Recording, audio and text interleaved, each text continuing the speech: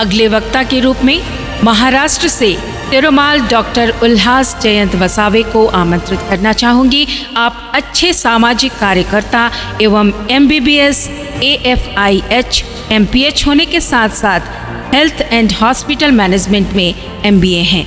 आप आदिवासी क्षेत्रों में क्लिनिकल एंड हेल्थ केयर एवं हॉस्पिटल्स की स्थापना के लिए देश विदेशों में पिछले 20 सालों से महत्वपूर्ण योगदान देते आ रहे हैं। जोहार जय आदिवासी। पूरे पृथ्वी तल पर 90 देशों में 4,760 लाख इतने आदिवासी जनजाति के लोग रहते हैं। सभी आदिवासियों का रहने का तरीका कुछ अलग सा ही है। वो निसर्ग के संपर्क में रहकर अपना जीवन बिताने की कोशिश करते हैं और इसीलिए आदिवासी जनजाति के हर एक व्यक्ति का जीवन जो है वो कुछ अलग सा है और वो स्वस्थ रहता है। लेकिन ग्लोबलाइजेशन के नाम पर कुछ ऐसे विशाल प्रकल्प आ रहे हैं। उस विशाल प्रकल्प के लिए हमारे आदिवासी जनजातियों को विस्थापित करने का काम हो रहा है। भारत देश में स्थिति कुछ ऐसी ही गंभीर है। बड़े बड़े प्रकल्प जो आ रहे हैं वो सभी प्रकल्प लगभग आदिवासी इलाकों में ही हो रहे हैं और आदिवासी लोगों को विस्थापित करने का काम जोरों शोरों से चल रहा है।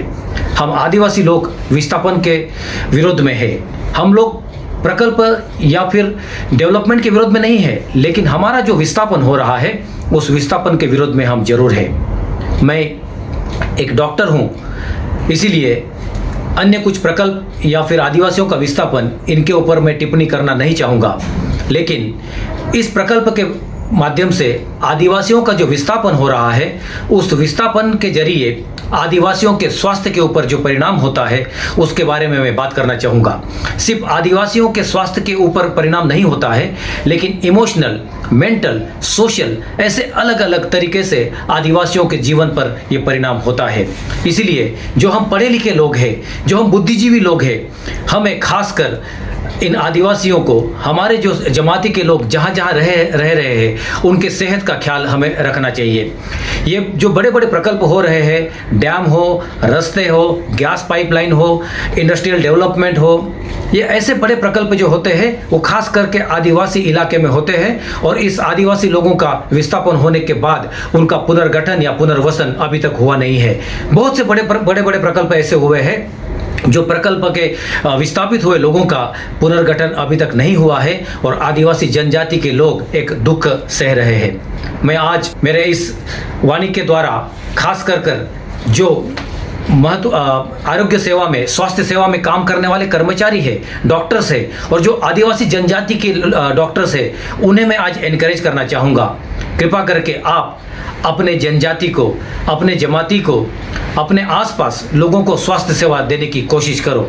जो आदिवासियों का स्वास्थ्य आज खराब होते जा रहा है उसके लिए कहीं ना कहीं हम, आप और मैं जिम्मेदार हूँ, क्योंकि हम अपने लोगों के ऊपर ध्यान देते नहीं हैं। आज आदिवासियों में अलग अलग तरह की बीमारियाँ हैं, जैसे कि एनीमिया और न्यूट्रिशनल एनीमिया, जबकि आदिवासियों के पास सब कुछ होने के बावजूद भी आज आदिवासी लोग माल न्यूट्रिशन से जूझ रहे हैं। आज लोगों में जहाँ जहाँ बड़े प्रकल्प आ रहे हैं उस प्रकल्प को हम लोग अपनी ज़मीन दे देते हैं, चंद पैसों के लिए अपनी ज़मीन खो देते हैं और वो पैसे कितने दिन हमारे पास रहते हैं और हम हमारी पीढ़ियाँ खराब करने जा रहे हैं। मैंने काफ़ी प्रकल्पों को विजिट दी है, काफ़ी प्रकल्प के लोग साथ में रहने वाले आदिवासी जनजाति के साथ मैंने जीवन बिताया है और वहाँ फेफड़े की बीमारी, खून की बीमारी, यहाँ तक कि जेनेटिक चेंजेस तक हमारे आदिवासियों के स्वास्थ्य के ऊपर असर आ रहा है।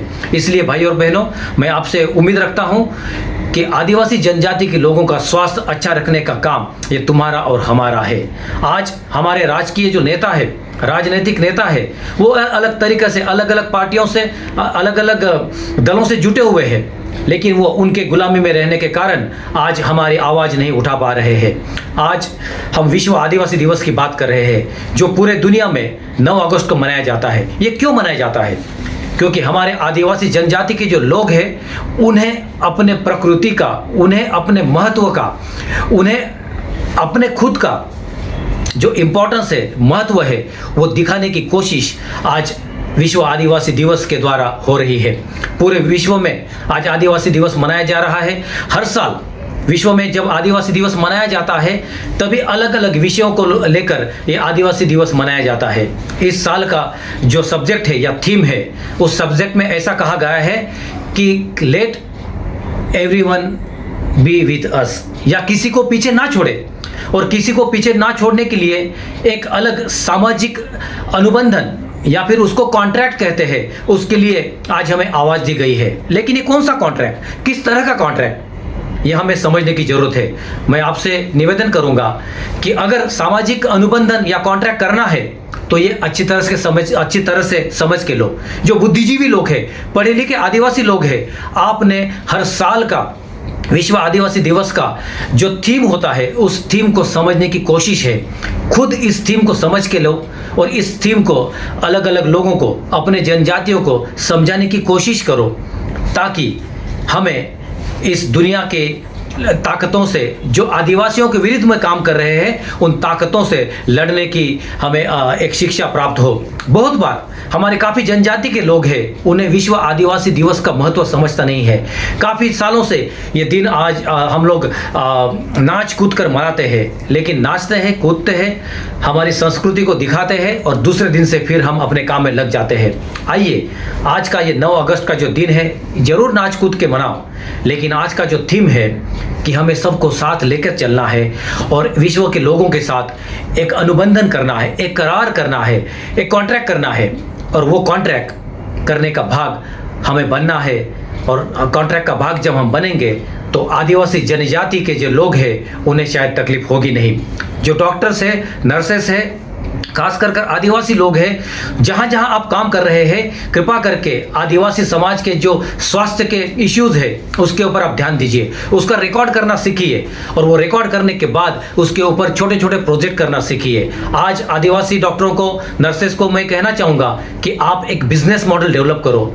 बिजनेस मॉडल डेवलप करके अपनी आर्थिक स्थिति जो है उसको सुधारने की कोशिश करो, और जब अपनी आर्थिक स्थिति सुधरेगी तभी हम इस दुनिया के अन्य जाति के लोगों के साथ हम एक अलग स्पीड में, अलग तरीके से काम कर सकेंगे, उनके साथ हम कंपटीशन कर सकेंगे। विश्व आदिवासी दिवस के अवसर पर सभी दुनिया के आदिवासी भाई बहनों को मैं जोहार नमन कहना चाहूँगा और भी इस विश्व आदिवासी दिवस की शुभकामनाएं देना चाहूँगा।